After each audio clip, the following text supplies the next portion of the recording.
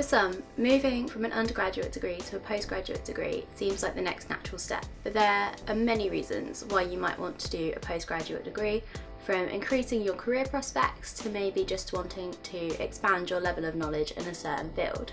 But it can be hard to know what the transition between levels is really going to be like. I'm Sophie and I'm here to talk to you about the transition and the step up really from undergraduate to a postgraduate degree. The workload involved in a master's or postgraduate degree can be significantly higher than what you might be used to in an undergraduate degree, and that's primarily because assignments require more work and time, or the grades are stricter and so you've got to put more effort in order to obtain what you want to. Longer study hours are required for this type of degree, and so that can often mean having to self-motivate in order to invest more time and effort into each module. Having great time management can help a lot, as it means you can really secure a good work-life balance. So while studying, you can still ensure that you've got time to spend with your friends, or even if you want to, you could have a part-time job along your degree. To help reduce this concern in advance, it can be good practice to organise your life as it is now. You'll be able to navigate your deadlines and independent study a lot more easily if you can get this into shape before your course starts. Something that I found has helped me is putting everything into a calendar.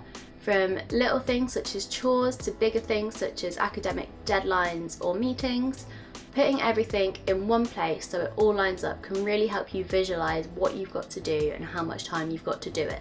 One of the biggest challenges for me in moving from an undergraduate to a postgraduate was really recognising that a lot of my studies are primarily self-driven and that I would need to put in a lot more work than I did in my undergraduate. You will still have some lectures and seminars depending on what your course is, so it's a really good idea to take mental ownership of your learning. So really engage in these lectures and seminars, ask all the questions you might be able to that really will help you build on your knowledge and further develop your skills in coming to write the final essays. Even if you feel perhaps inexperienced or you lack confidence, being able to do this will really help in your research projects.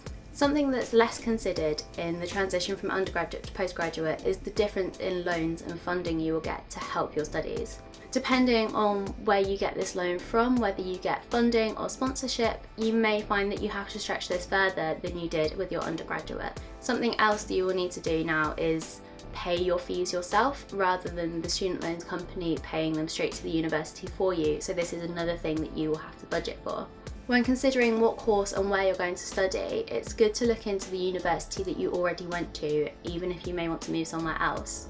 Most universities offer a reduced sum or an alumni rate if you've already been there, and this can give you a really good discount on the course you might want to study. Otherwise, if you did want to try somewhere new, some institutions offer research funding if they like the idea of your proposal.